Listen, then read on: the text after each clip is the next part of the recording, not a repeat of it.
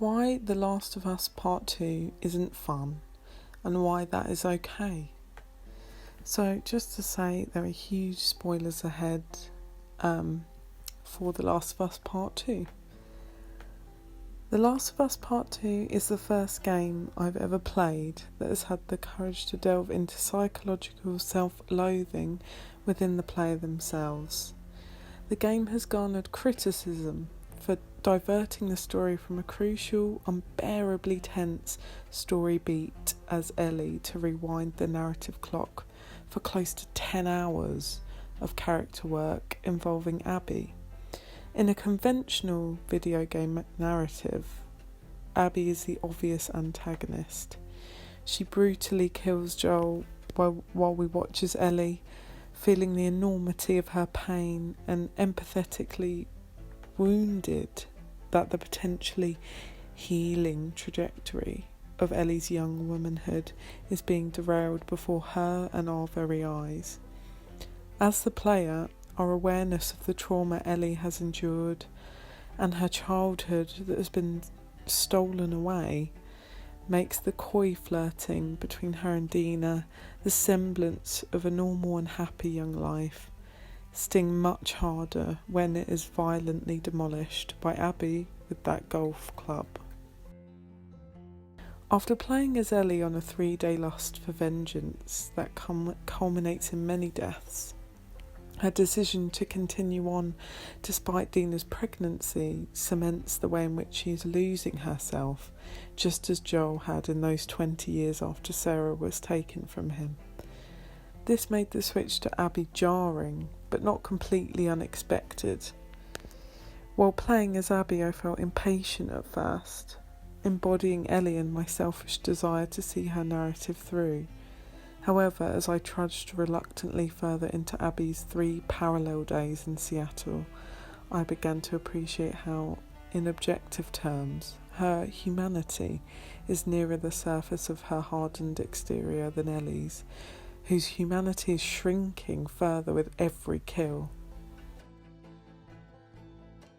There is an urgency to traverse Abby's 3 days in Seattle to see what was to become of Ellie, Dina and Tommy post-cliffhanger, but this desperation becomes further choked by Abby's flashbacks.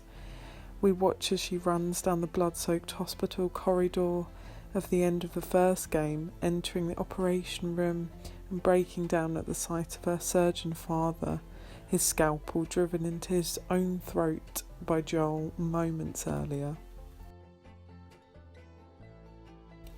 The parallel of father-daughter relationships and the thematic futility and cyclical nature of revenge are never handled with subtlety.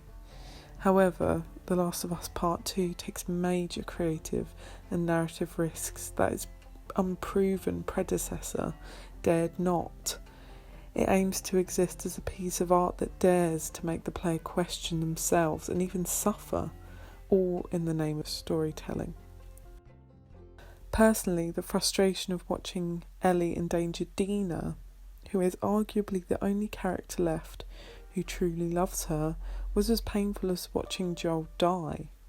Dina endures more than enough in the name of revenge, and despite her love, she has the agency to walk away when Ellie demonstrates that her fixation has not waned.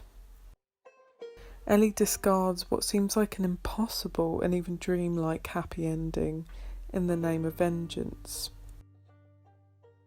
Through our embodiment of Abby, it becomes clear to the player that the best thing to do is just stop.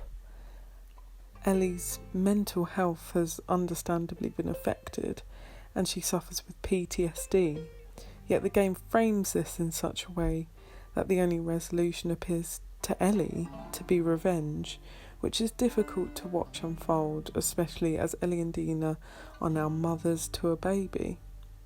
I had to remind myself that in this post-apocalyptic world, there are likely no societal norms regarding therapy.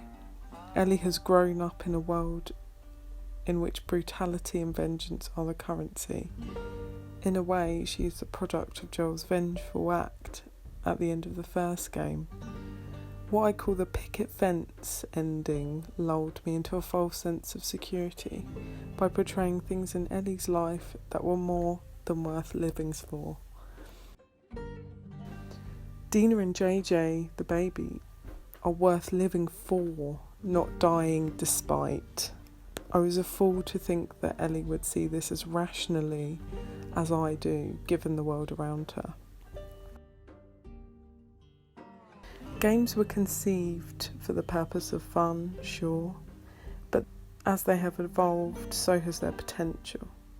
Think of the most moving, heartbreaking but brilliant film you have ever seen. Was it fun to watch? No. It was not made to be fun. The Last of Us Part 2 is tapping into the medium of video games as a narrative tool that is far less psychologically passive. It is playing with ideas of player conflict and phenomenological response to a greater degree than ever before. I understand why people hate the game, apart from the dog whistle, homophobia and transphobia. I cannot deny that even as an avid fan of the franchise, I felt nothing more than painful emptiness after I finished the game. A pain so deeply emphatic that I'd lie up at 1 a.m. typing this script even after completing the game many hours ago. There is no countenance to the fact that The Last of Us Part 2 is a flawed but psychologically innovative use of a medium that massively widens the scope for the way in which narrative can be delivered, grappled with and responded to by the person with the controller.